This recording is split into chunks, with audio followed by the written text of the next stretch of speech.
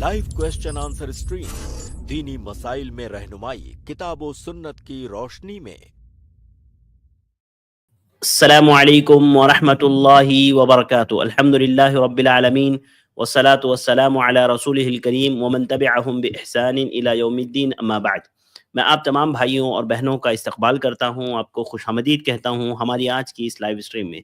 यह हमारी question answers की लाइव स्ट्रीम है और अल्हम्दुलिल्लाह इस हफ्ते से दोबारा हम आपके रूबरू हैं। इंशाअल्लाह 5 दिन हम आपके साथ होंगे, आपके सवालात लेंगे और हमारे साथ शेख मोहतरम शेख मोहम्मद नसीम मदनी, डॉक्टर मोहम्मद नसीम मदनी हफिज़हुल्लाह होंगे, जो आपके सवालात के जवाबात देंगे। तो आइए बिला ताखिर स्ट्रीम का आगाज़ करते हैं, शेख मोहतरम को ऐड करते हैं और सवालात का सिलसिला शुरू करते हैं। अस्सलाम वालेकुम व रहमतुल्लाहि व बरकातुहू। शेख वालेकुम अस्सलाम व रहमतुल्लाहि व बरकातुहू। बहुत शुक्रिया शेख हमारे साथ ज्वाइन होने के लिए। इजाज़त हो तो सवालात का सिलसिला शुरू करते हैं शेख। जी बिस्मिल्लाह। तो हम लोग सवालात का सिलसिला शुरू कर रहे हैं। जैसे कि आप जानते हैं हमारा तरीक़ा ये है कि हमने हमारी स्ट्रीम यार्ड की लिंक कमेंट में पेस्ट कर दी है, पिन भी कर दिया है। इसमें डायरेक्ट आप ज्वाइन हो सकते हैं और सवालात कर सकते हैं। आइए सबसे पहले गेस्ट आज के ऐड करते हैं, तबस्सुम अल खैरी। मैं आपको ऐड कर रहा हूँ, आप अपना सवाल करें। अस्सलाम वालेकुम रहमतुल्लाहि व बरकातुहू। वालेकुम अस्सलाम व रहमतुल्लाहि व बरकातुहू। अस्सलाम व रहमतुल्लाहि व बरकातुहू। शेख, मेरा सवाल ये है कि जैसे बच्चा पैदा हुआ, उसके माँ बाप उसी वक्त उसकी अकीका नहीं किए, वो बड़ा हो गया और शादी की मुद्दत तक पहुंच गया, उसकी शादी हो रही है, तो वो लोग सोच रहे हैं किसी जो शादी हो रही है लड़के है या लड़की है, तो जब बकरा कट रहा है तो उसी में उसका अकीका भी कर देते हैं, तो क्या ऐसा सही है? बिस्मिल्लाह वल्हम्दुलिल्लाह वस्सलातु वस्सलामु अला रसूलिल्लाह। इस सवाल के अंदर दो मसले हैं। पहला मसला ये कि अगर किसी का अकीका नहीं हुआ, अकीका नहीं किया उसके वालिद ने, और वो बड़ा हो गया, जवान हो गया, तो क्या अब उसका अकीका किया जा सकता है या नहीं, ये पहला मसला। दूसरा मसला ये कि अगर शादी में वलीमा हो रहा है तो वलीमे में जो जानवर ज़बह किया जा रहा है, क्या उसी जानवर के अंदर किसी का अकीका भी किया जा सकता है या नहीं, ये दूसरा सवाल है। तो पहले सवाल का जवाब ये है कि अकीका करना दरअसल ये वालिद की जिम्मेदारी है और उसे चाहिए कि वो इस सुन्नत पर अमल करे। उसके यहाँ बच्चा पैदा हो या बच्ची पैदा हो, अगर वो मुस्तती है तो वो इस सुन्नत पर अमल करे। अकीका करना ये 7वें दिन अफजल है। अल्लाह के नबी सल्लल्लाहु अलैहि वसल्लम की अहादीस में जैसा कि वारिद हुआ है, युअक्कु अन्हु यौमा साबिही, बच्चा जब पैदा हो तो 7वें दिन उसका अकीका किया जाएगा। अगर कोई आदमी मुस्तती है, उसके बावजूद भी 7वें दिन अकीका नहीं कर रहा है और उस दिन को मिस कर दे रहा है, तो ये जो 7वें दिन की फजीलत है, वो 7वें दिन वाली फजीलत उसको नहीं मिलेगी, वो सुन्नत उसकी छूट गई, क्योंकि उसने बगैर किसी उज्र के, इस्तिताअत के बावजूद भी वो 7वां दिन मिस कर दिया। तो अब वो कभी भी करेगा, उसको 7वें दिन वाली जो फजीलत है वो नहीं मिलेगी। ये पहली बात। दूसरी बात ये कि क्या बाद में उसका अकीका किया जा सकता है या नहीं। जुमहूर अहले इल्म की राय ये है कि उसका अकीका बाद में भी किया जा सकता है। अगर से अकीका करना सुन्नत है, लेकिन जिस तरह से इंसान के ऊपर कोई कर्ज होता है, उसी तरह से अकीके का मसला है। ये सुन्नत उसके वालिद ने अदा नहीं किया है, अगर ये बाकी है तो बाद में वो इसको अदा कर सकता है। इंशाअल्लाह इसमें कोई हरज की बात नहीं है। दूसरा सवाल जो है कि क्या अकीके और वलीमे को इकट्ठा जमा किया जा सकता है या नहीं। जी, तो इस बाब में एक कायदा याद रखें कि वो कायदा ये है कि इदा इज्तमाअत अल इबादतानी मिन जिन्सिन वाहिदिन व लैसा कुल्लु मिनहुमा मक़सूदन लिज़ातिही इज्तमाअत, या मुख्तलिफ अल्फाज में ये कायदा है। इसका माना यह है कि दो इबादतें, एक ही जिन्स की दो इबादतें अगर इकट्ठा हो जाए और दोनों इबादतें मकसूद ले जाती ही ना हो, या एक इबादत दूसरी इबादत के ताबे ना हो, तो ऐसी सूरत में दोनों इबादतों को इकट्ठा किया जा सकता है। तो हमारे पास दो इबादतें हैं, एक इबादत है अकीका, दूसरी इबादत है वलीमा। अकीका के अंदर जानवर ज़बह करना ये मकसूद ले जाती ही है, یعنی جانور ذبح کیے بغیر عقیقہ نہیں ہو سکتا. دوسری عبادت ہے ولیمہ. ولیمہ کے اندر جانور ذبح کرنا یہ مقصود لذاتی ہی نہیں ہے، کیونکہ ولیمہ بغیر جانور ذبح کیے ہوئے بھی ہو سکتا ہے.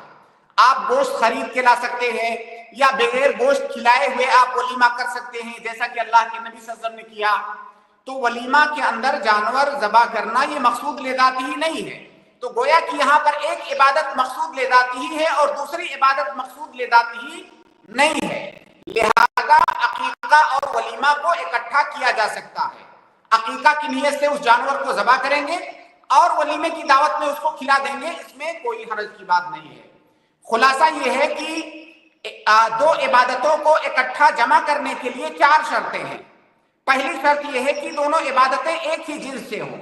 اب یہ عقیقہ میں بھی جانور ذبح کر رہا ہے، ولیمہ میں بھی جانور ذبح کر رہا ہے، دونوں جو ہے ایک ہی جنس سے ہیں. دوسری شرط یہ ہے کہ دونوں عبادتوں کا وقت ایک ہی ہو. اب وہ چونکہ عقیقے کا وقت اس کا فوت ہو چکا ہے، اب وہ کبھی بھی عقیقہ کر سکتا ہے، جب بھی کرے گا وہی اس کا وقت ہے. اور ولیمے کا تو ایک دن جو ہے شادی والے دن ولیمہ کر رہا ہے، تو عقیقے کا اور ولیمے کا دونوں کا وقت ایک ہو گیا. یہ 2 شرطیں ہو گئی. تیسری شرط یہ ہے کہ دونوں عبادتیں مقصود لذاتی ہی نہ ہوں، اور یہاں پر دونوں عبادتیں مقصود لذاتی ہی نہیں ہیں.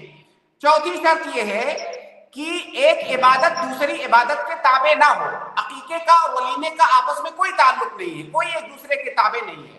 لہٰذا یہ چاروں شرطیں یہاں پائی جا رہی ہیں. تو اس لیے عقیقے کو اور ولیمے کو ایک ساتھ کیا جا سکتا ہے، اس میں کوئی حرج کی بات نہیں ہے.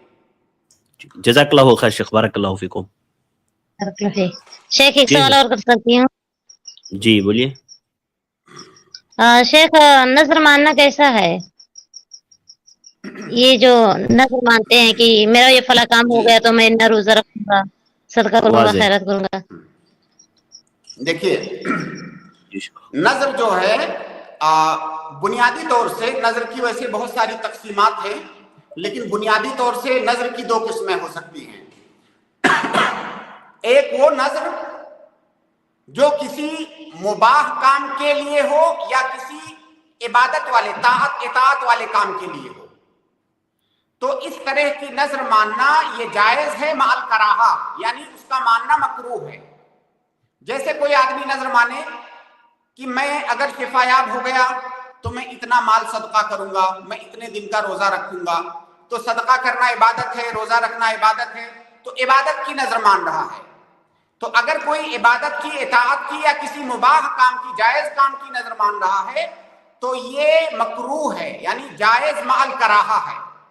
اور اگر کوئی انسان حرام کام کی نظر مان رہا ہے، جیسے کوئی نظر مانے کہ میرا مریض اگر شفا یاب ہو گیا تو میں فلاں بابا کے مزار پہ جاؤں گا، یہ چڑھاؤں گا، تو وہ تو ویسے ہی حرام ہے، تو یہ حرام کام کا نظر ہو گیا. تو حرام کام کی نظر اگر کوئی مان رہا ہے تو حرام ہے. اور اگر کوئی جائز کام کی نظر مان رہا ہے یا اطاعت والی نظر مان رہا ہے تو بھی یہ مکروہ ہے، جائز ہے مع الکراہہ. اس کے مکروہ ہونے کی وجہ کیا ہے کہ اللہ کے نبی صلی اللہ علیہ وسلم نے نظر ماننے سے منع فرمایا ہے. اللہ کے نبی صلی اللہ علیہ وسلم نے کہا نظر مت مانو، فإن النذر لا یغنی من القدر شیئا. نظر ماننے سے مقدر تقدیر نہیں بدل جاتی ہے. نظر نہ تو آپ کے لیے کوئی خیر لے کے آئے گا، نہ تو آپ کے اوپر سے کسی شر کو ٹالے گا. جو آپ کے مقدر میں لکھا ہے وہ ہوگا. وَإِنَّمَا يُسْتَخْرَجُ بِهِ مِنَ الْبَخِيلِ، یہ حدیث کے الفاظ ہیں. نظر جب انسان مانتا ہے وہ انسان دراصل بخیل ہے. عام حالات میں وہ صدقہ نہیں کر رہا تھا، روزہ نہیں رکھ رہا تھا، عبادت نہیں کر رہا تھا، خیر کے کام نہیں کر رہا تھا. جب مصیبت آئی تب اب وہ جیب سے نکال رہا ہے. تو نظر کے ذریعے سے بخیل کے جیب سے نکالا جاتا ہے.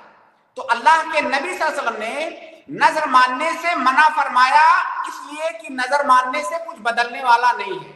کئی سارے لوگ یہ سمجھتے ہیں کہ میں نے جو نظر مانا تھا اسی نظر کی وجہ سے فلاں بھلائی مجھے مل گئی ہے. بالکل نہیں، وہ بھلائی آپ کو ملنے والی تھی، وہ ضرور ملتی. اگر آپ نظر نہیں بھی مانتے تب بھی وہ بھلائی آپ کو ملتی. تو لہٰذا نظر ماننے سے کوئی فائدہ نہیں ہے، اس لیے جو ہے نظر ماننا یہ مکروہ ہے. یہاں پر ایک سوال یہ ہے کہ اللہ کے نبی صلی اللہ علیہ وسلم نے نظر ماننے سے منع فرمایا. تو جب اللہ کے نبی صلی اللہ علیہ وسلم نے منع فرمایا تو ہم اس کو ڈائریکٹ حرام کیوں نہیں کہہ رہے ہیں؟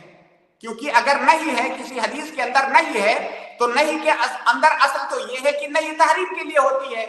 تو یہاں پر ہم تحریم کے لیے کیوں نہیں کہہ رہے ہیں کہ نظر ماننا حرام ہے؟ تحریم کے لیے اس لیے نہیں کہہ رہے ہیں کیونکہ قاعدہ ہے کہ اگر نہیں کا صیغہ وارد ہو تو اصلاً تو وہ تحریم کے لیے ہوتا ہے، لیکن اگر کوئی قرینہ صارفہ پایا جائے تو وہ تحریم کے بجائے کراہت پر دلالت کر سکتی ہے، وہ نہیں. اور یہاں پر قرینہ صارفہ موجود ہے. وہ قرینہ یہ ہے کہ اللہ کے نبی صلی اللہ علیہ وسلم کے سامنے بعض صحابہ کرام نے نظر مانا، جیسے کہ حضرت عمر نے نظر مانا تھا کہ اگر میں جو زمانے جاہلیت میں نظر مانا تھا کہ میں ایک رات جو ہے اعتکاف بیٹھوں گا بیت اللہ میں. اسی طرح سے اور بھی بعض صحابہ کے واقعات ہیں جنہوں نے نظر مانا تھا. ایک صحابیہ آئی اللہ کے نبی صلی اللہ علیہ وسلم کے پاس، انہوں نے کہا کہ میری ماں نے نظر مانا تھا کہ وہ حج کریں اور نظر پوری کرنے سے پہلے وفات پا گئی.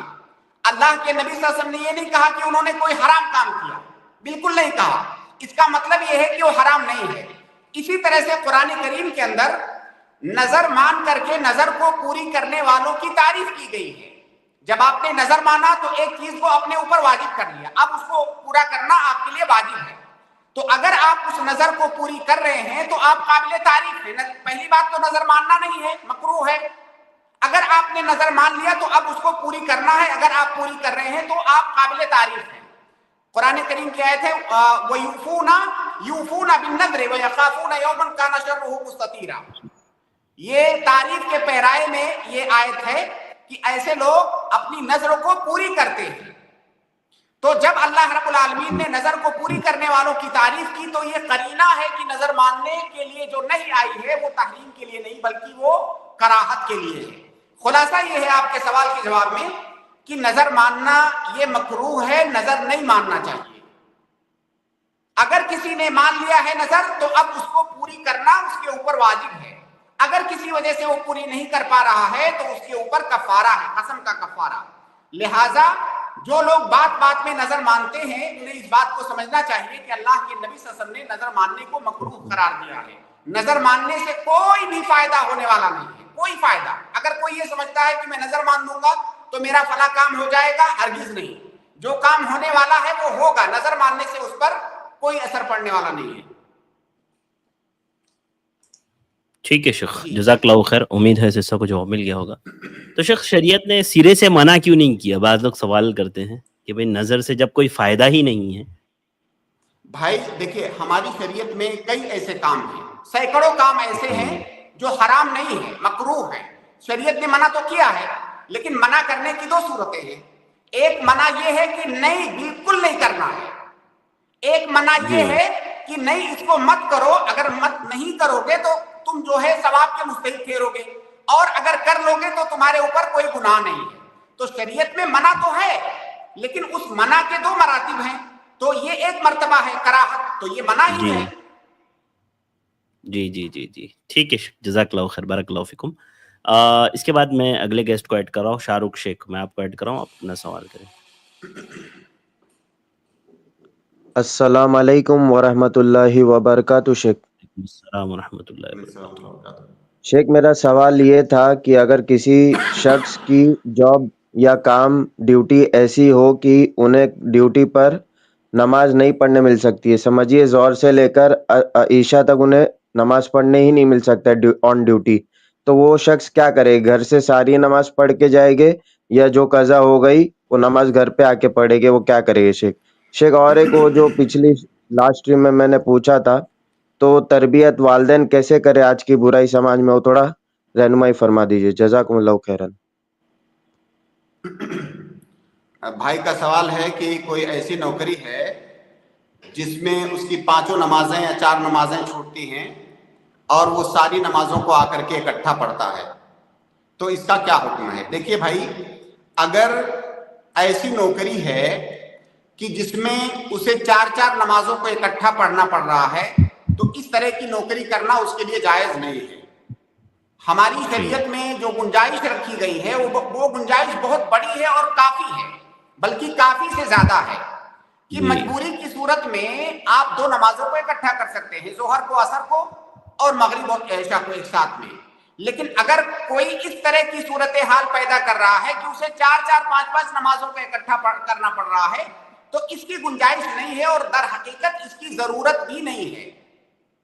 تو اگر ایسی نوکری ہے جس میں 3 نمازوں کو اکٹھا کرنا پڑ رہا ہے تو 3 نمازوں کو اکٹھا کرنے کی گنجائش ہماری شریعت میں نہیں ہے، الا کہ ایسی مجبوری ہو کہ کوئی راستہ ہی نہیں ہے.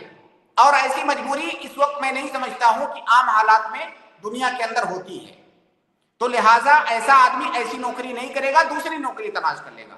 ہاں اگر ایسی نوکری ہے جس میں 2 نمازوں کو اسے اکٹھا کرنا پڑ رہا ہے تو 2 نمازوں کو اکٹھا کرنے کی گنجائش ہے. اگر اسے دونوں کو ایک الگ الگ ٹائم میں پڑھنے میں، اپنے اپنے ٹائم میں پڑھنے میں مشقت ہے اور اسے دشواری ہے دوسری نوکری ملنے میں، تو ایسی صورت میں وہ 2 نمازوں کو تو اکٹھا کر سکتا ہے. لیکن یہ جو 3 نماز اکٹھا کرنے والی بات ہے، ایسے آدمی کو چاہیے کہ وہ دوسری نوکری تلاش کر لے. دنیا میں نوکریوں کی کمی نہیں ہے. جی. اور تربیت اولاد کے تعلق سے ایک سوال انہوں نے کر لیا ہے شیخ، تو شارٹ میں تھوڑا سا بتا دیں کہ ایسے ماحول میں. یہ بہت ہی لمبا چوڑا سوال ہے. جی 2-3 باتیں اس میں کہی جا سکتی ہیں کہ اولاد کی تربیت میں جو سب سے اہم پہلو ہے، جو میں سمجھتا ہوں، جو میں نے تجربے میں دیکھا ہے، کہ اولاد جو ہے سب سے پہلے اپنے گھر کے ماحول سے متاثر ہوتے ہیں بچے. تو سب سے پہلے چاہیے کہ آپ ان کی عملی تربیت کریں. زبان سے ان کی تربیت کرنے سے پہلے عمل سے ان کو کر کے دکھائیں. عام طور سے آپ نے دیکھا ہوگا کہ بچے اپنے گھر میں اپنے ماں باپ کو، اپنے بڑے بھائی بہنوں کو یا جو ہے گھر کے دوسرے افراد کو جو کرتے ہوئے دیکھتے ہیں وہی بچے کرتے ہیں. تو سب سے پہلے تو آپ ان کی عملی تربیت کریں. بچوں کی اصلاح کرنی ہے تو سب سے پہلے اپنی اصلاح کریں. یہ پہلی بات. دوسری بات کہ جس طرح سے بچہ اپنے گھر کے ماحول سے متاثر ہوتا ہے، اسی طرح سے جب گھر سے باہر نکلتا ہے، چاہے اسکول میں جائے یا اپنے دوستوں کے ساتھ کھیلنے جائے، تو باہر کے ماحول سے بھی وہ اسی طرح متاثر ہوتا ہے. اللہ کے نبی صلی اللہ علیہ وسلم کی کئی حدیثیں اس سلسلے میں ہیں کہ اچھی صحبت کا اختیار کرو. آپ خود بھی اچھی صحبت کا اختیار کرو، اپنے بچوں کو بھی اچھی صحبت میں رکھو. تو اگر وہ بچہ اچھی صحبت میں رہے گا، ایسے اسکول میں رہے گا جہاں پر اچھی تعلیم ہوتی ہے، اچھی تربیت ہوتی ہے، وہاں پر اچھے اور نیک لوگ ہیں، وہاں پر دین کا ماحول ہے، تو انشاءاللہ اس بچے پر اس کا مثبت اثر ہی پڑے گا. اسی طرح سے بچہ جب گھر سے باہر نکلے اپنے دوستوں کے ساتھ تو اس پر نظر رکھیں کہ اس کے دوستوں کا سرکل کیا ہے، اس کے دوست احباب کیسے ہیں. تو بچے کو اچھی صحبت میں رکھے تو انشاءاللہ اس کا اچھا اثر پڑے گا. اسی طرح سے موجودہ زمانے میں ایک بہت اہم مسئلہ یہ جو انٹرنیٹ کی دنیا ہے، موبائل کی دنیا، یہ بچوں کے اندر بگاڑ کا ایک بڑا سبب بنتا ہے جو چیز دیکھنے میں آ رہی ہے.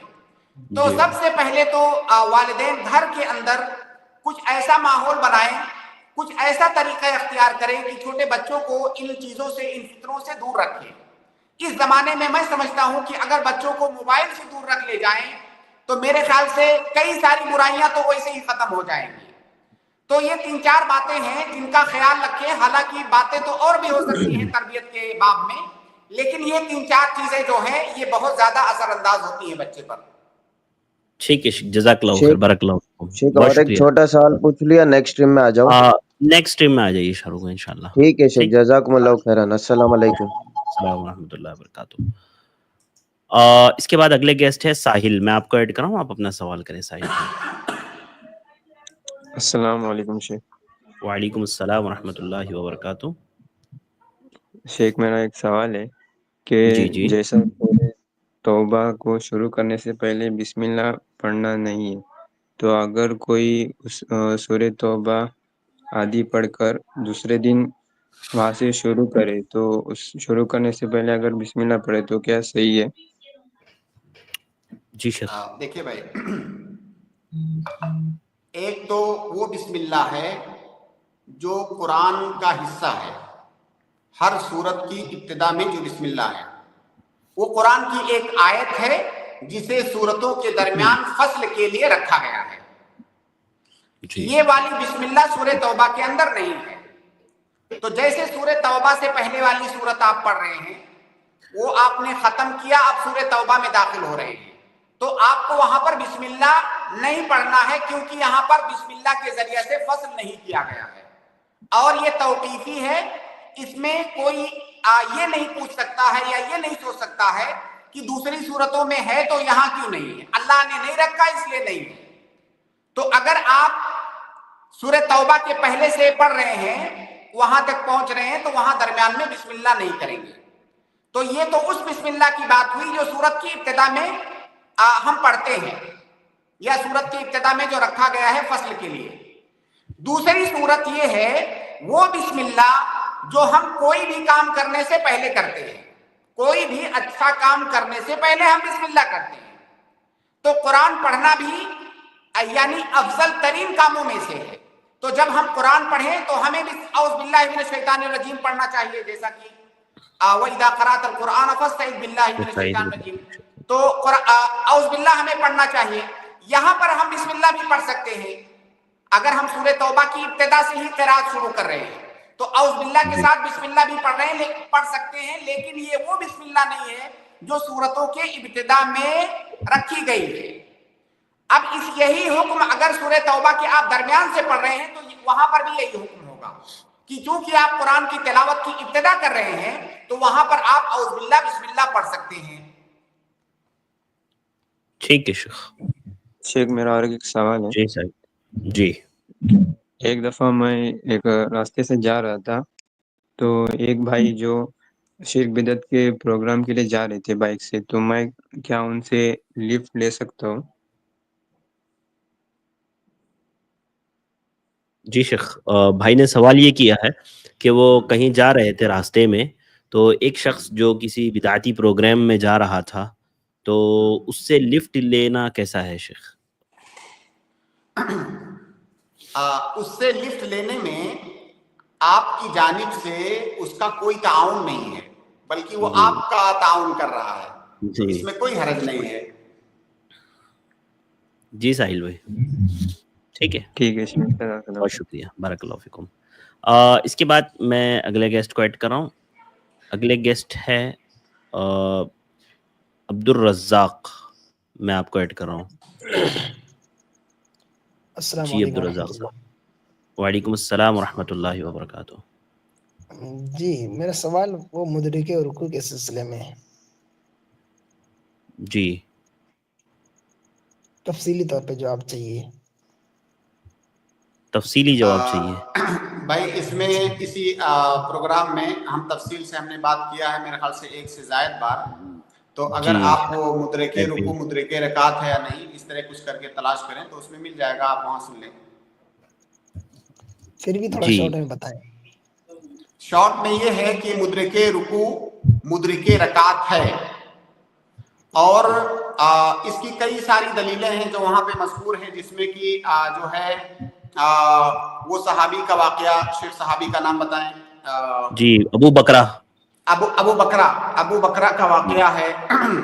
اسی طرح سے بعض صحابہ کے آثار ہیں جو کہ جب مسجد میں پہنچتے اور دیکھتے کہ جماعت کھڑی ہوئی ہے، امام رکوع میں ہے، تو صف میں پہنچنے سے پہلے وہ رکوع کر کے اور چل کر کے وہاں تک جاتے۔ گویا کہ یہ بات ان کے درمیان معروف تھی کہ اگر کوئی آدمی رکوع پا لیتا ہے تو اس کی رکعت مل جائے گی۔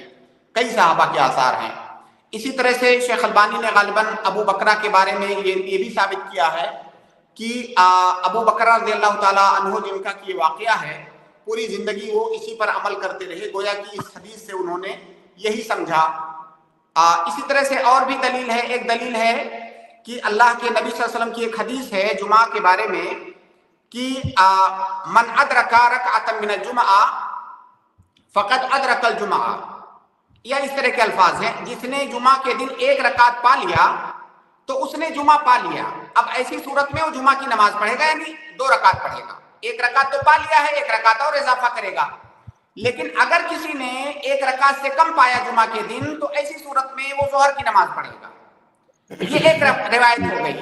دوسری اور ایک روایت ہے کہ من ادرک الرکوع من الرکعۃ الثانیہ من یوم الجمعہ فقد ادرک الجمعہ، جس نے جمعہ کے دن دوسری رکعت میں رکوع پا لیا تو اس نے جمعہ پا لیا۔ اب اگر پہلی روایت میں ہے کہ 1 رکعت پانا ضروری ہے جمعہ کے لیے، تو یہاں پر رکوع پانے والے کو جمعہ پانے والا کیوں کہا جا رہا ہے؟ اس کا مطلب اس نے 1 رکعت پا لیا ہے. جی تو اس طرح کے ادلہ ہیں، اور جمہور اہل علم کی رائے بھی یہی ہے کہ مدرک رکوع یا مدرک رکعت ہے. یہاں جو سب سے بڑا اشکال جو دوسرے قول کے قائلین کی جانب سے آتا ہے وہ یہ، ان کے پاس دراصل کوئی دلیل نہیں ہے اس سلسلے میں. وہ دلیل کے طور پر یہ کہتے ہیں کہ اس آدمی نے سورہ فاتحہ نہیں پایا ہے، قیام نہیں پایا ہے، تو پھر اس کی رکعت کیسے ہو جائے گی؟ چونکہ ہم اہل حدیثوں کے ہاں سورہ فاتحہ کا مسئلہ بڑا حساس ہے، اس لیے کئی ساری چیزیں اس میں رد عمل کے طور پر آتی ہیں کہ چونکہ سورہ فاتحہ کے ذریعہ سے فرق کیا جاتا ہے اہل حدیثوں میں اور غیر اہل حدیثوں میں، تو یہ تو سورہ فاتحہ ہی نہیں پایا، اس کی رکعت کیسے ہو جائے گی؟ بھائی یہ جو یہاں پر صورتحال ہے یہ استثنائی صورتحال ہے. جو لوگ کہتے ہیں کہ مدرک رکوع مدرک رکعت ہے، وہ یہ نہیں کہتے کہ سورہ فاتحہ رکن نہیں ہے، وہ بھی سورہ فاتحہ کو رکن مانتے ہیں، لیکن یہ استثنائی حالت ہے. اور ہماری شریعت میں بہت سارے مسائل ایسے ہیں، عبادات کے باب میں، معاملات کے باب میں، دیگر ابواب میں، جہاں پر استثنائی صورتحال میں استثنائی حکم ہوتا ہے. اور اس کی دلیل، سب سے بڑی دلیل یہ ہے کہ اس دوسرے قول کے قائلین سے اگر آپ پوچھیں، آپ ان سے اگر پوچھیں کہ میں جماعت میں پہنچا، امام کو میں نے قیام کی حالت میں پایا، میں نے سورہ فاتحہ پڑھنا شروع کیا، الحمدللہ رب العالمین الرحمن الرحیم، جیسے میں نے اتنا پڑھا تھا تب تک امام رکوع میں چلا گیا، اب میں کیا کروں؟ وہ آپ کو کہیں گے، سب لوگ آپ کو کہیں گے کہ آپ رکوع میں چلے جائیے، آپ کھڑے ہو کر کے سورہ فاتحہ کمپلیٹ مت کیجیے، کیونکہ جب امام رکوع میں چلا گیا آپ کو بھی رکوع میں جانا ہے. اگر ان سے آپ آگے پوچھیں گے کہ کیا ہماری یہ رکعت ہو گئی، وہ آپ کو کہیں گے کہ ہاں یہ رکعت ہو گئی آپ کی. سوال یہ ہے کہ ایسا انسان ابھی تو سورہ فاتحہ نہیں پایا ہے پورا، وہ صرف دو آیتیں پڑھا ہے، تو اس کی رکعت کیسے ہو گئی؟ وہ آپ کو یہی جواب دیں گے کہ استثنائی صورتحال ہے اس کے لیے، کیونکہ وہ جو ہے جتنی پایا اتنی پڑھا. تو جب یہاں پہ استثنائی صورتحال یہ بن سکتی ہے تو دوسری جگہ پر کیوں نہیں بن سکتی ہے جبکہ اس کے لیے ادلہ موجود ہیں؟ تو خلاصہ یہ ہے کہ مدرک رکوع مدرک رکعت ہے. جزاک اللہ خیر. شیخ عبدالرزاق بھائی، میں نے کمنٹ میں لنک پیسٹ کر دی ہے وہ والے پروگرام کی جس میں شیخ نے تفصیل سے جواب دیا ہے، دوسرا سوال یہ آپ وہ سن سکتے ہیں انشاءاللہ. اس لنک سے آپ پورا جواب، آپ کو تفصیلی جواب مل جائے گا. جی فرمائیں. دوسرا سوال کیا آپ کا؟ یہ ہے کہ ایک مسجد میں فرائض کی دوسری جماعت. جی، ایک مسجد میں فرض نماز کی دوسری جماعت، جی اس کا حکم کیا ہے؟ ہاں شیخ وہ پوچھ رہے ہیں. اس کا حکم یہ ہے کہ یہ جائز ہے، بلکہ افضل یہ ہے کہ اگر ایک سے زیادہ لوگ مسبوق ہیں، پچھڑے ہوئے ہیں، جماعت چھوٹ گئی ہے، تو افضل یہ ہے کہ وہ جماعت بنا کر کے نماز پڑھیں. اس کی کئی دلیلیں ہیں. ایک دلیل اس کی خاص ہے، باقی دلیلیں عام ہیں جو ابھی میں ذکر کرنے جا رہا ہوں. خاص دلیل یہ ہے کہ ایک صحابی کی جماعت چھوٹ گئی، یہ واقعہ شاید آپ بھی سنے ہوں. تو وہ آئے تو اللہ کے نبی صلی اللہ علیہ وسلم نے وہاں موجود لوگوں سے کہا کہ من یتصدق علیہ، ان پر صدقہ کون کرے گا؟ صدقہ کرنے کا مطلب یہ ہے کہ اگر وہ تنہا نماز پڑھیں گے تو انہیں کم اجر ملے گا، اگر کوئی ان کا ساتھ دے دے گا تو ان کو زیادہ اجر مل جائے گا، اور ان کے زیادہ اجر ملنے میں آپ کی طرف سے تعاون ہوگا، اور یہ صدقہ ہے. تو ایک صحابی اس کے لیے تیار ہوئے اور وہ گئے، ان کے ساتھ نماز پڑھا انہوں نے جماعت بنا کر کے، جبکہ وہ نماز پڑھ چکے تھے. تو اب اللہ کے نبی صلی اللہ علیہ وسلم کے سامنے ان کے حکم سے دوسری جماعت بنائی گئی، اور جماعت تو جماعت ہے، چاہے دو آدمیوں کی جماعت ہو یا دو سے زیادہ لوگوں کی جماعت ہو. تو نبی صلی اللہ علیہ وسلم کے حکم پر ان کے سامنے جماعت بنائی گئی. اسی طرح سے یہ تو خاص دلیل ہو گئی. عام دلیل ہے کہ جو ہے صلاۃ و رجلین، میں بالمعنی نقل کر رہا ہوں، حدیث کے الفاظ شیخ آپ ڈھونڈ کے نکال سکتے ہیں. جی، صلاۃ و رجلین افضل من صلاۃ رجل، اس کا معنی یہ ہے کہ دو آدمیوں کی نماز ایک آدمی سے کی نماز سے بہتر ہے. یعنی اگر دو آدمی ساتھ میں نماز پڑھ رہے ہیں، 3 آدمیوں کی نماز 2 آدمیوں کی نماز سے بہتر ہے. تو یہ عام دلیل ہے، اور اس میں کوئی تخصیص نہیں ہے کہ ایک جماعت ہو چکی ہے کہ نہیں ہو چکی ہے. لہٰذا اگر ایک جماعت ختم ہو گئی ہے تو دوسری جماعت بالکل بنا سکتے ہیں، بلکہ بنانا افضل ہے، جماعت بنا کر کے ہی نماز پڑھنی چاہیے۔ شیخ تو پہلی جی جماعت، جو پہلی جماعت کا وقت ہے تو اس کی افضلیت باقی رہے گی شیخ؟ دیکھیے یہ الگ مسئلہ ہے، یہ ایک الگ مسئلہ ہے۔ یہاں پر ہم نے ابھی صرف جواز کی بات کی ہے، تو کیا اتنی بات سمجھ میں آئی آپ کو کہ جائز ہے؟ جی جی ہاں، اب افضلیت کی جہاں تک بات ہے، اگر کوئی انسان کسی عذر کی وجہ سے پیچھے رہ گیا ہے، مان لیجیے کوئی انسان کسی عذر کی وجہ سے پیچھے رہ گیا ہے، تو انشاءاللہ ہم امید کرتے ہیں کہ جب وہ مسجد پہنچا اور دوسرے لوگوں کے ساتھ جماعت بنا کر کے نماز پڑھا تو انشاءاللہ اسے جماعت کا اجر ملے گا۔ باقی اس کی وضاحت کہیں پر بھی نہیں آئی ہے کہ کیا پہلی جماعت والے زیادہ پائیں گے، دوسری والے کم پائیں گے کہ نہیں، لیکن اگر وہ عذر کی وجہ سے وہ لوگ لیٹ ہوئے ہیں تو انشاءاللہ انہیں بھی جو ہے اجر ملے گا اس کا۔ شیخ جو پہلے سوال میں نے پوچھا تو میں نے فقہ الحدیث میں پڑھا، جو کہ ایک مایناز کتاب ہے، جی تو راجح قول میں یہ بتلایا گیا کہ جو شخص کوئی مسئلہ سورہ فاتحہ والا مسئلہ اب کہ نہیں پڑھا پہلا سوال ختم ہو گیا، اس پہ آپ لوٹ کے کیوں جا رہے ہیں؟ نہیں شیخ، اس میں مطلب جواب شیخ نے تفصیل سے دے دیا ہے آپ کو، ایک اور میں نے مستند لنک بھی کتاب کمنٹ ہے۔ میں پیسٹ کر دی ہے۔ جی وہ تو میں سن لوں گا، اچھا لیکن جو ایک سنیے، میں نے جو حدیثوں کا احالہ دیا کیا وہ مستند نہیں لگ رہی ہیں آپ کو؟ مجھے معلوم ہے کہ نہیں اختلاف ہے، علماء کے درمیان اختلاف ہے، اور اس میں امام بخاری کا رحمہ اللہ کا اختلاف ہے، صحابہ کرام میں ابو ہریرہ رضی اللہ تعالیٰ عنہ سے اختلاف منقول ہے، اسی طرح محدثین میں ابن خزیمہ سے اختلاف منقول ہے، اور کچھ بعض دیگر علماء سے بھی اختلاف منقول ہے۔ اس میں اختلاف اس میں موجود ہے، اس میں کوئی شک نہیں ہے، لیکن ہمارا جو رویہ ہونا چاہیے وہ یہ کہ اس اختلاف کے درمیان جو ادلہ ہیں دونوں فریق کے، ہم ان ادلہ کو دیکھیں گے، ایسا تھوڑی کہ فلاں قول فلاں نے کہا ہے اس لیے ہم اس کو لے رہے ہیں، بالکل نہیں۔ جی جی شکریہ، جزاک ٹھیک ہے، اللہ خیر و احسن جزاک الجزاء اللہ فی خیر، الدنیا۔ رزاق صاحب بارک اللہ فیکم۔ السلام علیکم۔ السلام ورحمۃ اللہ وبرکاتہ۔ وہ روایت میں نے نکالی تھی شیخ، جی جو کیا ہے وہ آپ نے روایت کے کہی تھی۔ الفاظ تھوڑا سنا دیجیے۔ ہاں شیخ، وہ یہ روایت سنن نسائی کی اور ابو داؤد کی میں نے نکالی تھی۔ صلاۃ الرجل مع الرجل ازکا من صلاته وحدہ وصلاته مع الرجلین ازکا من صلاته مع الرجل۔ جی بالکل، معنی وہی ہے کہ جی آدمی معنی کی، وہی۔ ایک آدمی کی نماز دوسرے آدمی کے ساتھ یہ جو ہے ازکا ہے۔ ازکا کا مطلب کیا؟ یہ جو ہے صیغہ تفضیل ہے، اس سے جی بہتر جی ہے، اس سے زیادہ افضل ہے۔ بہتر، جی ہاں، یعنی اگر دو لوگ ہیں اور اگر دو کے بجائے تین ہیں تو دو سے زیادہ افضل ہے۔ جی جی جزاک اللہ خیر شیخ۔ اور وہ والی بھی روایت ہے نا شیخ، صلاۃ الجماعت افضل من صلاۃ الفرد والی؟ بالکل بالکل، ہاں وہ بھی عام ادلہ میں وہ بھی آئے گی، صلاۃ الحمدللہ، الجماعت جی افضل من صلاۃ الفضل ب27 درجہ، ایک روایت میں ب25 درجہ۔ جی جزاک اللہ خیر شیخ، بارک اللہ فیکم۔ اس کے بعد میں اگلے گیسٹ کو ایڈ کر رہا ہوں، مظفر، میں آپ کو ایڈ کر رہا ہوں، آپ اپنا سوال کریں۔ السلام علیکم شیخ۔ وعلیکم السلام۔ جی شیخ ٹھیک ہو اچھے سے؟ الحمدللہ۔ جی میں کشمیر سے ہوں۔ جی جی فرمائیے۔ تو میرا سوال یہ تھا کہ جس مسجد میں آپ کے لہجے سے لگ رہا ہے کہ آپ کشمیر کے جی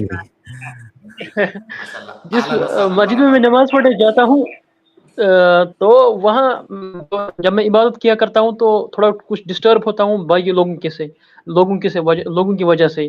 وہ سلام پھرتے ہی بس ہنسنا شروع کرتے ہیں، ایک دوسرے سے باتیں کرنے لگتے ہیں، اور ہم نے ان کو بہت سمجھایا بھی لیکن وہ باز نہیں آتے ہیں اس سے۔ تو اب میں ڈسٹرب ہوتا ہوں نماز میں بھی، اور جب ذکر اذکار میں انفرادی کرتا ہوں تو اس وقت بھی میں ڈسٹرب ہو رہا ہوں۔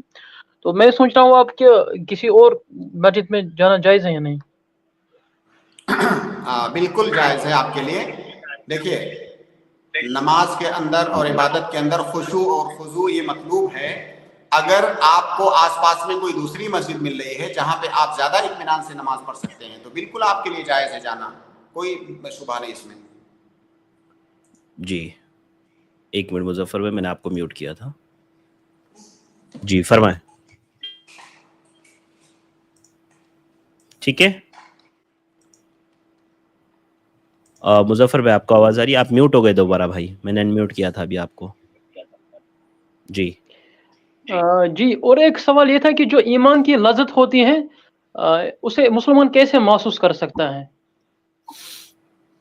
دیکھیے، جس قدر وہ اللہ رب العالمین کی عبادت کرے گا اور جس قدر وہ اخلاص کے ساتھ عبادت کرے گا، عبادت سے مراد تمام عبادتیں ہیں، جی تو اسی قدر وہ ایمان کی لذت محسوس کرے گا. اور ایمان کی یہ جو لذت ہے، ایسا نہیں ہے کہ اس کی صرف ایک کیٹیگری ہے کہ سب لوگ یکساں محسوس کریں گے. جس طرح سے انسان کی عبادتیں ہوں گی، جس طرح سے اس کے اندر اخلاص ہوگا، جس طرح سے اللہ سے اس کا قرب ہوگا، اسی قدر وہ لذت زیادہ محسوس کرے گا. تو ایک آدمی جو تھوڑی سی عبادت کرتا ہے وہ بھی لذت محسوس کرتا ہے، وہ کم کرتا ہے. جو زیادہ کرتا ہے، جو زیادہ مخلص ہوتا ہے، جس کے اندر زیادہ خشوع خضوع ہوتا ہے، وہ زیادہ محسوس کرتا ہے. مان لیجیے ایک آدمی صرف فرائض پڑھتا ہے، فرض نمازیں جی پڑھتا ہے، تو کیا وہ ایمان کی لذت نہیں محسوس کرتا ہے؟ بالکل وہ محسوس کرتا ہے، محسوس کرتے ہیں. لیکن اتنا نہیں محسوس کرے گا اس آدمی کی طرح سے جو واجبات کے ساتھ نوافل بھی ادا کرتا ہے، تہجد پڑھتا ہے اور دوسری بہت ساری عبادتیں کرتا ہے. تو محسوس ہر وہ انسان کرے گا ایمان کی لذت جو آدمی اللہ تعالیٰ کے واجبات کو بجا لاتا ہے اور محرمات سے پرہیز کرتا ہے. انشاءاللہ وہ محسوس کرے گا. لیکن اس میں مراتب ہیں، انسان کی عبادت اس کے تقویٰ، طہارت، اخلاص کی بنیاد پر یہ تفاوت ہوتا ہے. جی بہت شکریہ شیخ، جزاک اللہ خیر. مظفر بھائی آپ میوٹ ہے بھائی، جلدی سے انمیوٹ کر دیں. جی شیخ، ایکچولی میں نے 2 عالموں کا بیان سنا تھا، وہ اس میں کہ جو ایمان کی آواز جو آپ کی آواز جو کٹ ایمان رہی کا ہے یہ مظفر نور ہے. بھائی، آپ کی آواز کٹ رہی ہے بھائی. جی میں معذرت. اصل میں آپ ایک کے شیخ 2 کا بیان سوالات سن رہا تھا. مظفر بھائی، آپ کے 2 سوالات ہو گئے. معذرت، تھوڑا سا بہت سارے لوگ کچھ جوائن ہیں اور سب کہہ رہے ہیں کہ ہمیں ٹھیک ہے، جوائن کریں. شکریہ انشاءاللہ شکریہ. نیکسٹ اسٹریم میں لے لیجیے گا. ٹھیک ہے، بارک اللہ فیکم. انشاءاللہ. بارک اللہ سلام. فیکم. بہت شکریہ. اور اس میں آواز بھی آپ کے پاس سے ڈبل آ رہی ہے. اور میں اگلے گیسٹ بلال نائک کو ایڈ کر رہا ہوں. آپ اپنا سوال کریں بلال بھائی. السلام علیکم ورحمۃ اللہ. وعلیکم السلام ورحمۃ اللہ وبرکاتہ. شیخ، امید ہے آپ خیریت سے ہوں گے. الحمدللہ. جی میں جموں اینڈ کشمیر سے بات کر رہا ہوں شیخ.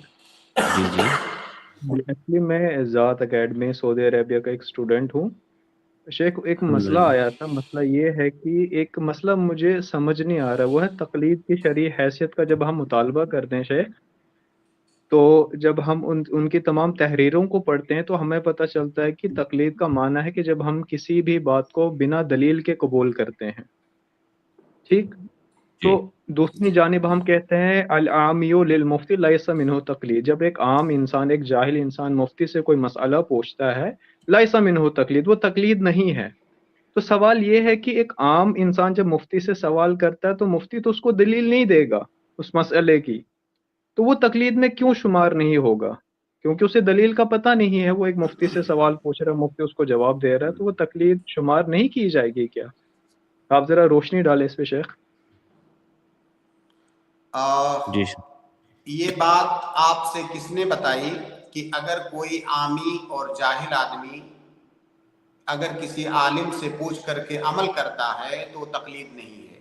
یہ کس نے کہا آپ سے؟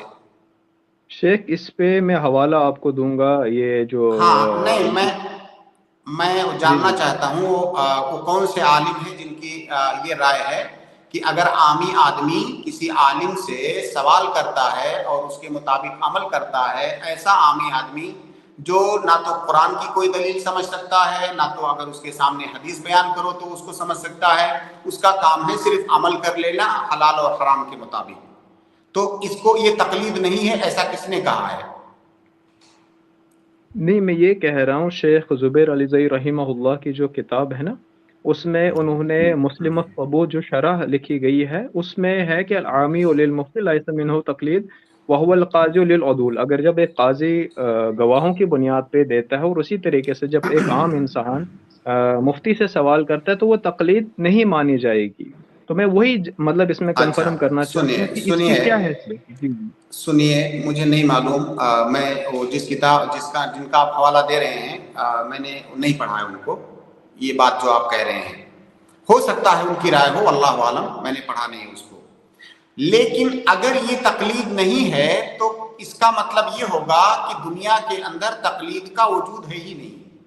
کیا وہ ایسا کہتے ہیں کہ دنیا کے اندر تقلید کا وجود نہیں ہے؟ حضرت وہ اس پہ یہ دلیل دیتے ہیں کہ قرآن مجید میں جس طریقے سے اللہ سبحانہ و تعالیٰ فرماتے ہیں فَاسْأَلُوا أَهْلَ الذِّكْرِ إِن كُنتُمْ لَا تَعْلَمُونَ، اہل ذکر سے پوچھا اگر تم نہیں جانتے. تو وہ یہ کہتے ہیں کہ دیکھیں ایک اہل ذکر سے اہل علم سے وہی پوچھے کہ جس کو علم نہیں ہے.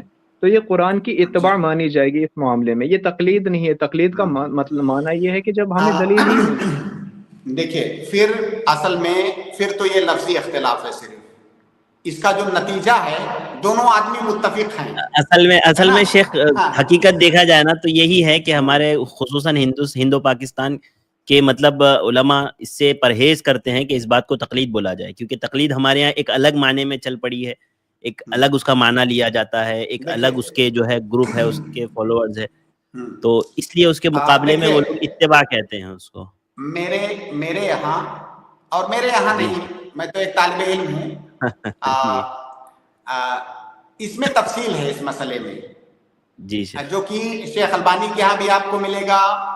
ایک بڑی بہترین کتاب ہے، اگر آپ طالب علم ہیں تو میں آپ کو اس کتاب کا احالہ کر رہا ہوں، آپ اس کو پڑھیں ضرور. جی آپ نے کہا کہ آپ طالب علم ہیں، آپ انٹرنیٹ میں تلاش کریں، وہ کتاب موجود ہے، بدعۃ التعصب المذہبی. آپ اس کو نوٹ کر لیں، بدعۃ التعصب المذہبی. یہ مؤلف کا نام غالباً اگر میں بھول نہیں رہا ہوں تو محمد عید عباسی یہ مؤلف کا نام ہے. کتاب موجود ہے انٹرنیٹ پہ، آپ کو مل جائے گی. بہت بہترین کتاب ہے. اس موضوع پر یہ شیخ البانی کے معاصر عالم دین ہیں، بہت اچھے عالم ہیں، اور جو ہے انہوں نے بہت ہی غیر جانبدار ہو کر کے اس مسئلے پر بہت اچھی بحث کی ہے. اس کو آپ پڑھیں. اسی طرح سے شیخ البانی رحمہ اللہ کی جو کتاب ہے صفت صلاۃ النبی، اس کا جو مقدمہ ہے، جی مقدمہ الحمدللہ جی پڑھا ہے وہ مقدمہ الحمدللہ. بہت بہترین ہے. ہاں بہت اچھا مقدمہ ہے وہ. تو یہ کتاب آپ خاص طور سے پڑھیں. جی شیخ مسئلہ یہ آ رہا ہے کہ اب شیخ زبیر علی زئی رحمہ اللہ بھی بہت بڑے محدث ہمارے آپ کو پتہ یہاں پہ گزرے ہیں. دیکھیے بھائی میرے سنیے، شیخ زبیر علی زئی رحمہ اللہ سے میں مل بھی چکا ہوں، اور مجھے معلوم ہے کہ وہ بہت بڑے عالم ہیں، بہت پائے کے عالم ہیں. اس میں کوئی شک نہیں ہے، اس میں کسی کو کوئی شک نہیں ہے کہ وہ بہت بڑے عالم ہیں. لیکن آپ ایک اہل حدیث ہیں، آپ کا منہج یہ ہے کوئی کتنا بھی بڑا عالم ہو اس کی بات سے اختلاف کی گنجائش موجود ہے ہمارے حدیثوں کے یہاں دلیل کی روشنی میں. تو فقط اس لیے کہ انہوں نے کہا ہے ہم اسی بات کو پکڑ کے بیٹھ جائیں، ایسا ہم اہل حدیثوں کا منہج نہیں ہے. تو بہرحال میرے یہاں تفصیل ہے، وہ تفصیل میں بیان کروں گا تو کم سے کم 15 منٹ چاہیے، ہے نا. تو آپ یہ کتاب پڑھ لیں. یہ خالص علمی موضوع ہے. جو ہمارے ناظرین ہیں عام طور سے جو ہے عوام الناس کا طبقہ ہوتا ہے، تو بہت زیادہ ان کو اس سے فائدہ نہیں ہے.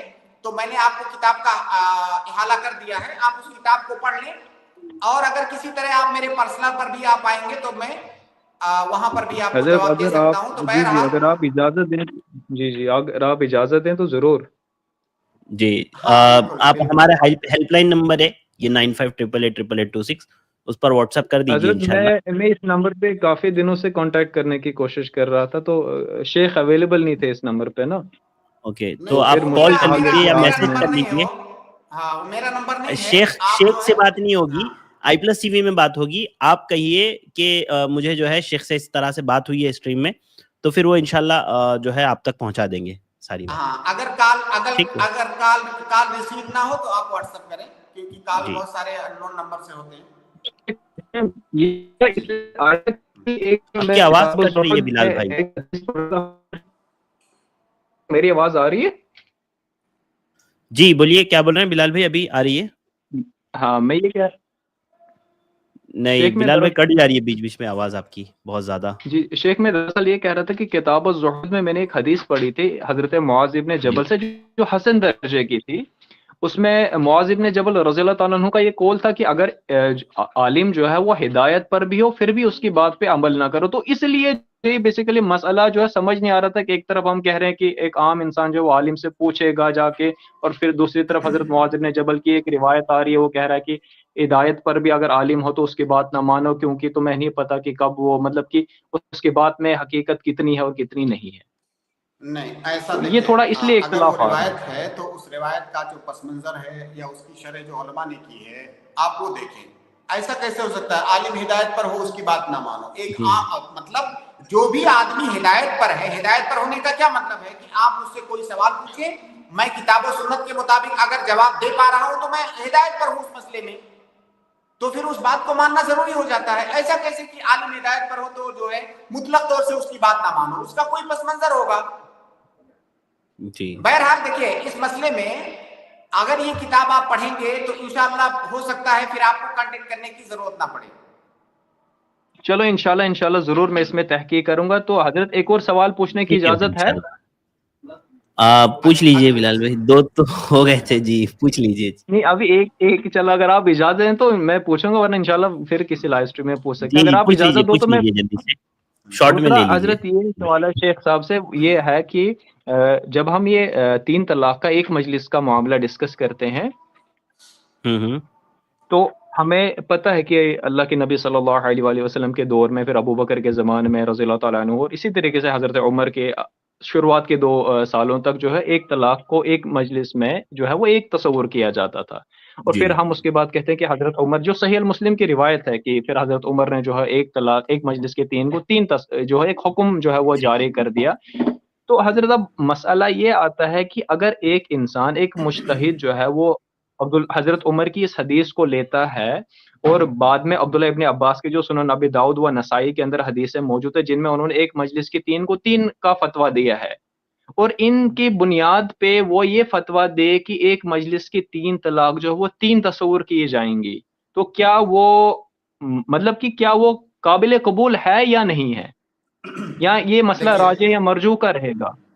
دیکھیے عمر رضی اللہ تعالی عنہ کا جو یہ فیصلہ ہے یہ من باب التشریع نہیں ہے. عمر رضی اللہ تعالی عنہ کا یہ فیصلہ من باب القضاء ہے. آپ یہ بتائیں کہ کیا میرے پاس یا آپ کے پاس یہ اتھارٹی ہے اس قضا کی؟ نہیں ہے. عمر رضی اللہ تعالیٰ عنہ نے اس کا سبب بھی بیان کر دیا کہ اللہ رب العالمین نے جس مسئلے کے اندر تمہیں جو ہے چانس دیا ہوا ہے، مہلت دیا ہوا ہے، تم جلد بازی کیوں کر رہے ہو؟ اللہ کے حکم سے کھلواڑ کیوں کر رہے ہو؟ اللہ کے نبی تمہیں کہتے ہیں کہ ایک بار میں ایک ہی طلاق دو، اللہ کہہ رہا ہے ایک بار میں ایک ہی طلاق دو، تم اس کی مخالفت کیوں کر رہے ہو؟ جلد بازی کیوں مچا رہے ہو؟ حضرت عمر نے اس بنیاد پر فیصلہ کیا. یہ فیصلہ ہے، قضا ہے، یہ تشریع نہیں ہے. تو اگر مان لیجئے کسی زمانے میں کوئی حاکم ہو، اس طرح کے حالات پیدا ہو جائیں، تو اگر وہ یہ فیصلہ کر رہا ہے تو ہم کہیں گے کہ حضرت عمر کے فیصلے کی اتباع کر رہا ہے. لیکن کیا ہمارے اور آپ کے پاس قضا کی وہ اتھارٹی ہے؟ ہمارے پاس تو شریعت ہے، ہم اس شریعت پر عمل کریں گے. حضرت عمر نے من باب التعزیر، من باب القضاء یہ فیصلہ صادر کیا تھا. جی شیخ. اور دوسرا اس پہ یہ تھا کہ میں امام ابن قیم الجوزی رحمہ اللہ کی کتاب اغاثۃ اللحفان پڑھ رہا تھا. اس میں وہ کہہ رہے تھے کہ اللہ کے مطلب کہ حضرت عمر رضی اللہ تعالیٰ عنہ نے اپنے آخری وقت پہ اس سے رجوع کیا تھا. بہرحال اس کی سند کیا ہے اس کا مجھے علم نہیں ہے، لیکن یہ ضرور ان کی رجوع کی بھی بات کرتے ہیں کچھ لوگ. لیکن دیکھیے رجوع کے مسئلے کی ضرورت آپ کو پڑے گی نہیں اگر آپ اس واقعے کو، اس حدیث کو سمجھیں. تو نبی صلی اللہ علیہ وسلم کا زمانہ، حضرت ابو بکر کا زمانہ، عمر رضی اللہ تعالیٰ عنہ کا تقریباً 2 سال کا زمانہ ان کی خلافت کا، جو چیز شریعت کے طور پر تھی وہ شریعت بدل نہیں جائے گی. آپ تصور کریں کہ کیا عمر رضی اللہ تعالیٰ عنہ شریعت کو بدل دیں گے؟ یہ تصور کیا جا سکتا ہے؟ بالکل نہیں. تو بہت سارے مسائل میں قاضی کو یہ اجازت ہے ہماری شریعت کی جانب سے، من باب المصلحہ المرسلہ، من باب القضاء، اسے اجازت ہے کہ وہ فیصلہ صادر کر سکتا. جی جیسے میں آپ کو اور ایک مثال دوں، اور آپ کو مثال دوں. جی اللہ کے نبی صلی اللہ علیہ وسلم کے زمانے میں شراب پینے کی کیا سزا تھی، کیا حد تھی؟ 40 کوڑے. 40 کوڑے. حضرت عمر نے کتنے کوڑے مارے؟ جی 80 بڑھا دیے تھے غالباً. 80 مارے. آپ کیا کہیں گے کہ یہ شریعت ہے؟ شریعت اپنی جگہ پر اٹل رہے گی. اگر کوئی قاضی ہے دیکھ رہا ہے کہ لوگ بدماشیاں زیادہ کرنے لگے ہیں، شرارتیں زیادہ کرنے لگے ہیں، تو وہ 40 کوڑے تو मिन बाबिल हद मारे जाएंगे। 40 कोड़े मिन बाबिल हद, हद उसकी हो गई 40 कोड़े, वो 40 नहीं बदल सकता, लेकिन 40 के ऊपर वो ताजीरन मार सकता है। 40 के ऊपर जो है वो हद नहीं है, वो ताजीर है। तो यहाँ पर जो हजरत उमर का वो फैसला है वो कदा है, वो तशरी नहीं है। और ये बात भी गालिबन इब्न क़य्यिम रहमतुल्लाह ने जिक्र की है, मुझे अभी किताब का नाम नहीं याद आ रहा है, लेकिन इस पर उन्होंने बहस की कि मिन बाब कदा है, मिन बाब तशरी नहीं है। जी, इगासतुल लहफान ही है गालिबन वो किताब उनकी। जी बहुत शुक्रिया बिलाल जी लहफान, जी लहफान, इगासतुल लहफान। जी शेख, इस पे वो हदीस भी आती है ना तिरमिज़ी शरीफ की, जहाँ पे अब्दुल्ला इब्न उमर रज़ी अल्लाह ताला अन्हु से किसी ने पूछा कि आप हज और उम्रा के बारे में क्या कहते हैं, तो उन्होंने कहा कि आप दोनों को साथ में कर सकते हैं। तो उनसे कहा गया कि आपके वालिद तो मना करते, तो फिर उन्होंने कहा कि शरीयत किस पे नाज़िल हुई, तो उसकी बात से माने। नहीं अभी देखिए इसकी बहुत सारी मिसालें। देखिए भाई, इस मसले पर जब हम तलाक पर बात कर रहे थे, इसी स्ट्रीम में तलाक पर बहुत तफसील के साथ बात हुई है कई सारे एपिसोड्स में। वहां पर तलाक सलासा का मसला भी आया है। वहां पर अगर आप जाएंगे तो अदिल्ला भी आपको मिलेंगे, मुनाक़शा भी मिलेगा, रद्द भी मिलेगा आपको वहां पे। तो उसको आप एक बार सुन लें। ठीक है शेख, बहुत शुक्रिया बिलाल भाई आने के लिए। इंशाल्लाह नेक्स्ट स्ट्रीम में अगली बार फिर कभी इंशाल्लाह। इसके बाद मैं अगले गेस्ट को ऐड कर रहा हूँ। अगले गेस्ट है सिस्टर, मैं आपको ऐड कर रहा हूँ, आप अपना सवाल करें। जी सिस्टर जल्दी से अनम्यूट करें और जल्दी से अपना सवाल करें, वक्त हमारे पास कम है। और इसके बाद जो है अगले गेस्ट जैद शेख तैयार रहेंगे। ठीक है, मैं जैद शेख को ऐड कर रहा हूँ। जी जैद, आप अपना सवाल करें। अस्सलाम वालेकुम रहमतुल्लाहि व बरकातुहू। वालेकुम सलाम रहमतुल्लाहि व बरकातुहू। शेख, जो हमारा सवाल लास्ट था वो गुनाहों से रिलेटेड, जैसा कि हमारे दिमाग में ख्याल आता है तो वो ख्याल का गुनाह मिलेगा, या शेख ने बोले थे कि नेक्स्ट स्ट्रीम में जवाब देंगे डिटेल। देखिए अभी कितना मिनट बचा है सर? 10 मिनट बचा है शेख। 10 नहीं 6 मिनट बचा है शेख, 6 मिनट बचा है सिर्फ। 6 मिनट बचा है। तो कम वक्त हो तो शेख अगली स्ट्रीम में दे दीजिए, कुछ मसला नहीं। कल की स्ट्रीम में अगर मुख्तसर लेना चाहें, एकदम मुख्तसर तो दे सकते हैं। मुख्तसर तो मैंने आपको जवाब दिया। कल ले लेते हैं शेख, कल ले लेते हैं इंशाल्लाह। दूसरों का भी फायदा होगा शेख इसमें डिटेल में। कल इंशाल्लाह पहले मैं आपको ऐड कर लूंगा ज़ैद भाई, इंशाल्लाह जल्दी आइएगा आप 8 बजे। बहुत शुक्रिया। इसके बाद मैं अगले गेस्ट को ऐड कर रहा हूँ, सिस्टर रेहाना। जी अस्सलाम वालेकुम शेख। वालेकुम अस्सलाम रहमतुल्लाह। शेख, मेरा सवाल ये है कि जैसे कोई इंसान गुनाह किया है, कोई गलत काम या कोई गुनाह कर लिया है, तो वो अगर कोई तीसरा बंदा उस सामने वाले से पूछ रहा है क्या तुमने ऐसा किया है, तो सामने वाला ये जवाब दे रहा है कि ये बताना ठीक नहीं है, ये गुनाह करने वाले और अल्लाह के बीच की बात है, तो तीसरा कोई सवाल नहीं कर सकता। तो ये कैसा है शेख, जवाब वजाहत कर दीजिए। देखिए, अगर किसी इंसान ने गुनाह किया है और वो किसी को पता नहीं चला, इंसान ने गुनाह किया, किसी इंसान को पता नहीं चला, अल्लाह के नबी सल्लल्लाहु अलैहि वसल्लम की हदीस है कि अगर आपने गुनाह किया है, किसी को मालूम नहीं हुआ है, तो लोगों को मत बताइए, आप तौबा कीजिए और उसको उस राज को आप इफ्शा मत कीजिए। जिस चीज को अल्लाह ने राज रख दिया है आपके लिए, आपकी जिस बुराई को, उसे लोगों को मत बताइए, बल्कि ये मुजाहरा बिलफिस्क होगा अगर कोई लोगों को बता रहा है तो। लेकिन अगर आपका गुनाह लोगों के सामने है, लोगों को पता चल गया कि आप गुनाह कर रहे हैं, तो अब लोगों के ऊपर जरूरी है कि वो आप पर नकीर करें, आपको तंबीह करें। अब यहाँ पर सिर्फ आपके और अल्लाह के दरमियान की बात नहीं है, अब यहाँ पर लोगों की भी बात है। जब आप गुनाह कर रहे हैं, लोग देख रहे हैं, लोगों को पता चल रहा है, आप ये नहीं कह सकते कि आप कौन होते हो हमें टोकने वाले, हमारे और अल्लाह के बीच की बात है। अल्लाह ने उसको भी हुक्म दिया है कि अगर मेरा कोई बंदा गुनाह कर रहा है तो उस पर नकीर करो, उसको टोको, ये उसकी जिम्मेदारी है, उसकी दीनी जिम्मेदारी। तो ये मामला सिर्फ ऐसा नहीं कि उसका अपना और उसके रब के दरमियान का मामला है, ये तीसरे आदमी की भी जिम्मेदारी इसके अंदर शामिल हो जाती है। ठीक है जी शेख, एक और सवाल कर सकते हैं? जी कर लीजिए। जी शेख, दूसरा सवाल मेरा ये है कि जैसे कि बचपन में हम छोटे थे, उस वक्त माँ बाप के पैसे चोरी कर लिए, भाई बहन के बड़े, तो अभी क्या करना चाहिए हमको इसके लिए? अभी तो शर्म आ रही बताने की, तो अभी क्या करना? अभी अगर आपको याद हो کہ میں نے کس کا کتنا چرایا تھا بچپن میں، پہلی بات تو گناہ نہیں ہے نا، گناہ نہیں ہے کیونکہ بچہ غیر مکلف ہوتا ہے، اس پر گناہ نہیں ہوتا ہے. لیکن ایک قاعدہ ہے لوگوں کے حقوق کے سلسلے میں کہ لوگوں کا حق یہ کبھی ضائع نہیں ہوگا، اس کے لیے مکلف ہونا یہ شرط نہیں ہے. بچہ بھی اگر کسی کا نقصان کر رہا ہے تو اس کا حق مضمون ہے، اس کو ملے گا، تو اس کے لیے تکلیف کی شرط نہیں ہے. تو اگر آپ کو یاد ہو کہ میں نے کس کا کتنا لیا ہے تو وہ آپ واپس کر دیجیے، باقی بچپن میں کیے ہوئے جو کام ہے اس پر گناہ یاد نہیں تو ملے گا. نہیں ہے، وہ بچپن کی چیزیں یاد تو نہیں ہے، لیکن ابھی جیسا کسی کو ایسا دینا تمہارا میں یہ قرض لوٹا رہی ہوں لیکن بتا کے نہیں دینا چاہ رہی ہوں، بس ایسے دے رہی ہوں کہ ابھی شرمندگی جیسی اب دے فیلنگ آ دیجیے رہی ہے. انشاءاللہ، کوئی حرج نہیں. جی شیخ، جزاک اللہ خیر. بہت شکریہ السلام جزاک بارک اللہ فیکم. وعلیکم السلام ورحمۃ اللہ وبرکاتہ. اگلے گیسٹ اسلم، میں آپ کو ایڈ کراؤں، آپ اپنا سوال کریں جلدی سے. السلام علیکم شیخ.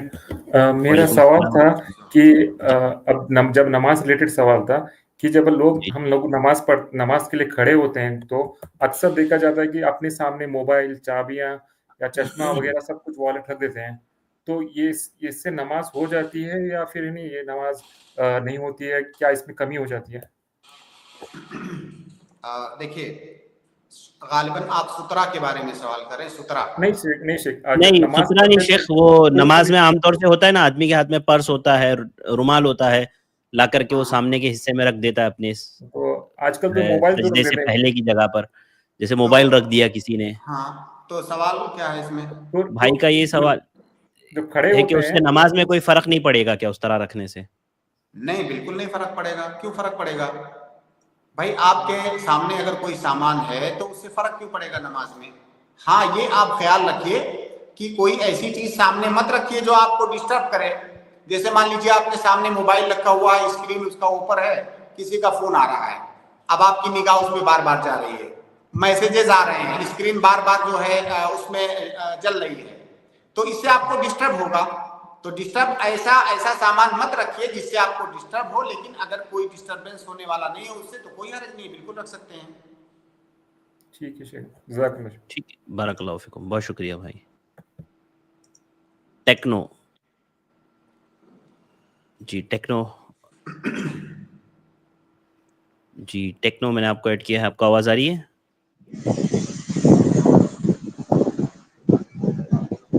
ہلو. ہاں ہیلو. جی السلام علیکم ورحمۃ اللہ. وعلیکم السلام ورحمۃ اللہ وبرکاتہ. جی میں نور عالم بول رہا ہوں ممبئی سے. جی یہ کہہ بولیے رہا نور ہوں عالم. کہ ایک مسئلہ زیادہ جو ہے چل رہا ہے وہ انجینئر مرزا کی طرف سے جو ہے وہ ہاتھ چھوڑ کے نماز پڑھنے کا جو معاملہ ہے، اس کا میں کئی بار اس کا بیان سن چکا ٹی وی پہ. لیکن اس میں ایک دقت یہ ہے، وہ جو حدیث دکھاتا ہے مصنف ابن ابی شیبہ کی حدیث ہے، جی، تو اس میں عبداللہ ابن زبیر رضی اللہ تعالیٰ عنہ کا جو حوالہ دیتا ہے، اس پر ٹی وی والے اس کو جو ہے اس کی دلیل تو دیے کہ کہ وہ دلیل یہ دیے کہ انہوں نے جو ہے کوئی وجاہت نہیں کی، اس کے اوپر کوئی سند بیان نہیں کی رسول اللہ سے. تو یہاں تک تو معاملہ سیمت ہے، میں اس کو سمجھ گیا. لیکن اس میں جو تابعین کا جو نام دے دیا ہے کہ جو ہے محمد ابن سیرین ہیں، حسن بصری ہیں، ابراہیم نخعی ہیں، یہ لوگ جو ہے ہاتھ چھوڑ کے بھی نماز پڑھتے تھے. اس کا کیا اصل ریجن ہے؟ پہلی بات یہ یہی بات پھنسی، تابعین والی بات پھنس گئی. کیا ہم مانتے ہیں کہ ہو سکتا ہے سنیے، عبداللہ ابن نہیں زبیر جو کچھ رضی نہیں اللہ پھنسی، عنہ کوئی بات نہیں دقت رہی ہوگی، سن لیجیے ہو سکتا ہے کوئی وجہ رہی کیے ہوں گے، انہوں نے کوئی وجہ نہیں کی، وہ صحابی ہیں. جی جی شیخ. جی دیکھیے اللہ کے نبی صلی اللہ علیہ وسلم نے آپ سے یہ کہا ہے کہ صلو کما رأیتمونی اصلی. اللہ کے نبی صلی اللہ علیہ وسلم نے یہ نہیں کہا ہے کہ صلو کما رأیتم الحسن البصری یصلی. نبی صلی اللہ علیہ وسلم نے ہمیں کہا کہ جیسا میں نماز پڑھ رہا ہوں ویسا نماز پڑھو. اب نبی صلی اللہ علیہ وسلم کے علاوہ آپ کسی تابعی، تبع تابعی یا بعد کے کسی کا بھی اگر لے آئیں، اگر تھوڑی دیر کے لیے فرض کر لیں کہ ثابت بھی ہے، پہلی بات تو ثبوت کا ہی مسئلہ ہے. اگر ثابت بھی ہو جائے تو ایک مسلمان کو یہ کہا گیا ہے کہ جیسے نبی نماز پڑھتے ہیں ویسے نماز پڑھو. اللہ کے نبی صلی اللہ علیہ وسلم سے پوری زندگی کبھی بھی کوئی یہ ثابت کرتے کہ آپ ہاتھ چھوڑ کے نماز پڑھتے تھے. جتنے صحابہ کرام نے نبی صلی اللہ علیہ وسلم کی نماز کا طریقہ بیان کیا ہے، کیا کسی نے یہ بیان کیا کہ نبی صلی اللہ علیہ وسلم کبھی کبھار ہاتھ چھوڑ کے بھی نماز پڑھتے تھے؟ کسی نے نہیں بیان کیا. اب کسی اور کے قول کی طرف دیکھنے کی کیا ضرورت ہے آپ کو؟ اور باقی اس کے علاوہ جو آپ تابعین امام مالک کی طرف بھی منسوب ہے، یہ چیز امام مالک کی طرف بھی منسوب ہے، لیکن صحیح بات ہے کہ وہ بھی ثابت نہیں ہے.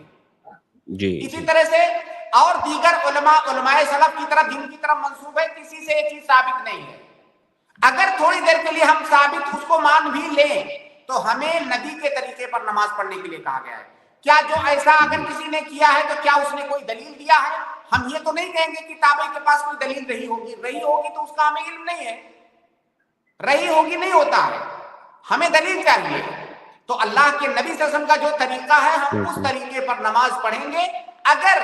اگر بالفرض جو ہے ہم اس کو تسلیم کر بھی لیں کہ کسی سے ثابت ہے تو وہ ہمارے لیے دلیل نہیں ہے، ہمارے لیے ہمارے نبی صلی اللہ علیہ وسلم دلیل ہے.